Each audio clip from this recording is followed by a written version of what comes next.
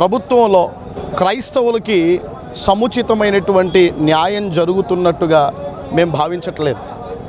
ఎందుచేతనంటే రాష్ట్ర వ్యాప్తంగా ఎక్కడ చూసినా దళిత క్రైస్తవుల మీద దాడులు జరుగుతున్నాయి.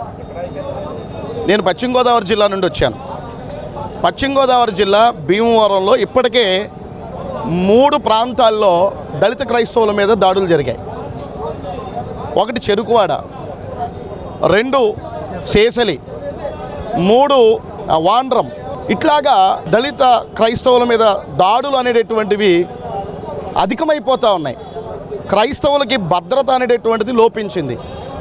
ఇలాంటి పరిస్థితి ఎందుకు దాపురించింది అని చెప్పి ఆలోచన చేస్తే బాగోటి మాత్రం ఖచ్చితంగా అర్థమవుతుంది. ఇంతకుముందు లేదు.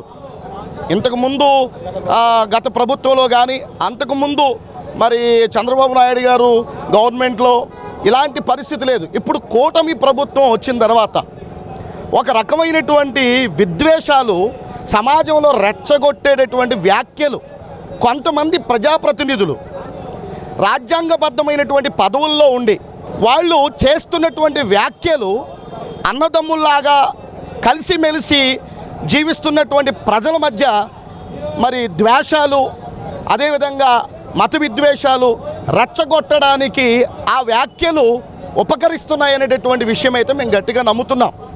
గతంలో కూడా క్రైస్తవుల మీద దాడులు జరుగుతున్నప్పుడు గత ప్రభుత్వాన్ని కూడా మేము హెచ్చరించాం. ఏమని చెప్పాము అంటే, క్రైస్తవ్యం ప్రభుత్వానికి వ్యతిరేకంగా మారుతుంది, మీరు అధికారాన్ని కోల్పోతున్నారు అనేటటువంటి విషయాన్ని సోషల్ మీడియా ద్వారా చెప్పాం, విలేకరుల సమావేశంలో చెప్పాం. కానీ ఆ ప్రభుత్వం పట్టించుకోలేదు. కానీ అదే పరిస్థితి ఇప్పుడు అంతకంటే ఎక్కువగా మా మీద దాడులు జరుగుతున్నాయి. మా మందిరాల్ని కూల్చేస్తున్నారు. ఒక వర్గానికి న్యాయం చేసి క్రైస్తవ్యానికి అన్యాయం చేస్తున్నారు. ఓ రకంగా చెప్పాలంటే దళిత క్రైస్తవులను కొడితే ఒక ఎమ్మెల్యే మాట్లాడు, అలాగే ఒక మంత్రి గారు మాట్లాడరు, ప్రభుత్వానికి సంబంధం లేదన్నట్టుగా వ్యవహరిస్తున్నారు. ఈ పరిస్థితి ఒక మందిరాన్ని కూలిస్తే మాట్లాడరు.